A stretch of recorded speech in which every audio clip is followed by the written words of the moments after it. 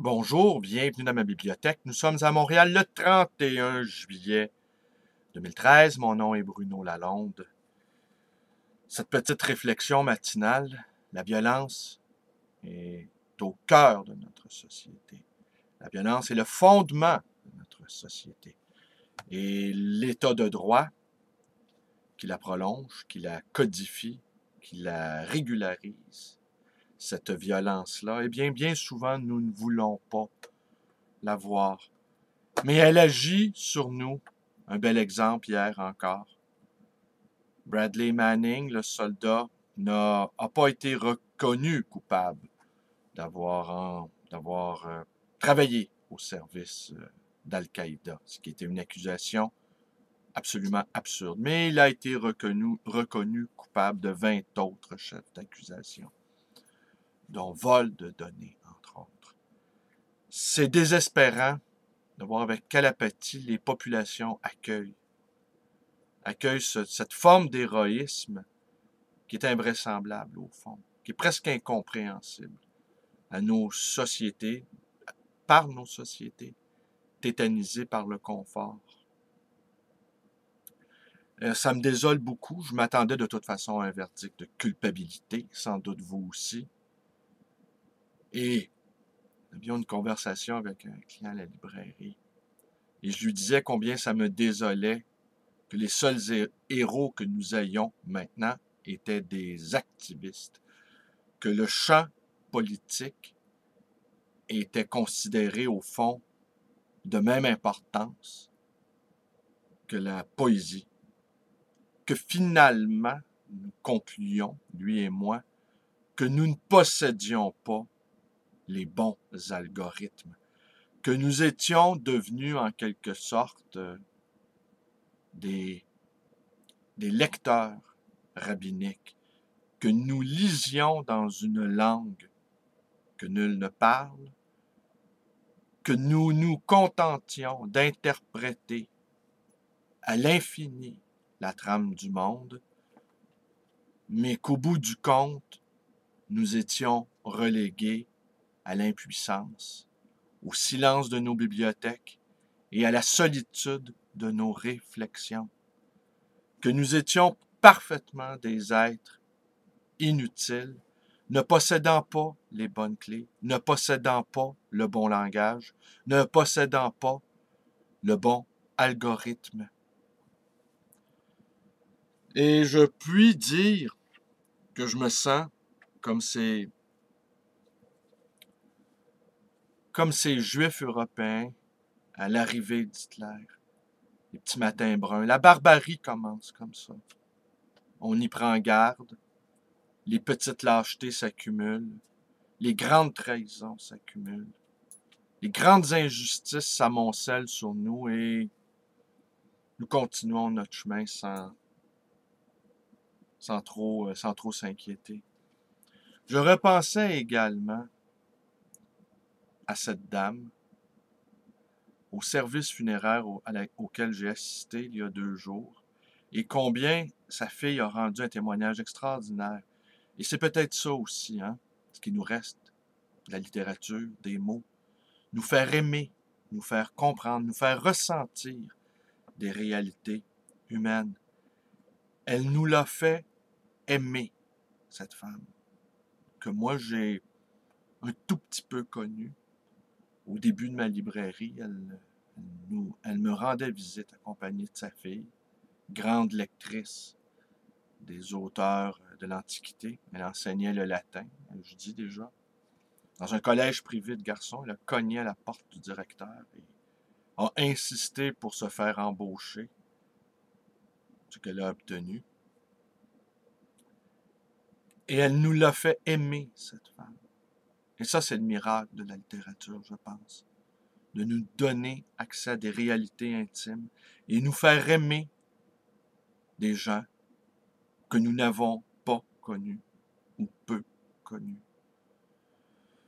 Se consoler comme on peut. Je vais vous lire un tout petit passage décrivant un peu mon état d'esprit, celui d'appartenir à un monde qui disparaît, et c'était le sentiment également de Stefan Zweig, qui a écrit un livre qui s'appelait justement Le monde d'hier. Alors, je vous lis un petit passage tiré de ce livre, La correspondance de voyage de Sigmund Freud. Notre cœur tend vers le sud, correspondance de voyage 1895-1923. Nul mieux que Stefan Zweig n'a décrit ce monde d'hier, que j'aurais envie de dire freudo-européen, et qui nous semble aujourd'hui si proche au moment où, de nouveau, l'Europe fait partie de nos possibles utopies. Oui, la préface, elle est d'Elisabeth Roudinesco. Confiant dans les valeurs du progrès et de l'idéalisme libéral, les habitants de ce monde d'autrefois étaient convaincus de vivre dans le meilleur des mondes, comme nous, quoi, ou presque. Aussi regardait-il avec dédain l'époque révolue des famines, des guerres et des révoltes, refusant de voir que leur arrogante certitude était déjà le signe annonciateur de brisures à venir. Alors voici ce que nous dit Stefan Zweig. Nous nous gorgions de tous les mets délicieux de l'art, sans jeter vers l'avenir des regards anxieux. Et c'est seulement lorsque des dizaines d'années plus tard, toits et murailles s'effondrèrent sur nos têtes et que nous reconnûmes que les fondements étaient depuis longtemps sapés et qu'avec le siècle nouveau avait débuté la ruine de la liberté individuelle en Europe. Stefan Zweig qui a écrit ceci quelque temps avant de se suicider. La ruine de la liberté individuelle.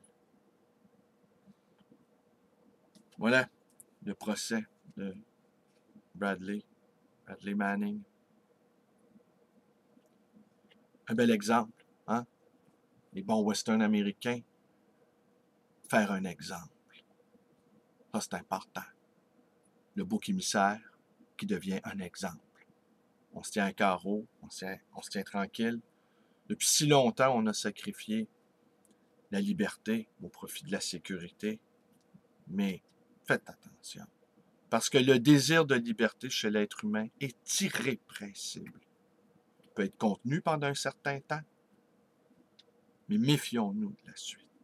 Alors, je vous remercie d'être avec moi. Mes vidéos vous plaisent, vous connaissez la suite, abonnez-vous à ma chaîne. Vous pouvez également vous aller visiter ma page Facebook, devenir un ami militant, un ami lisant.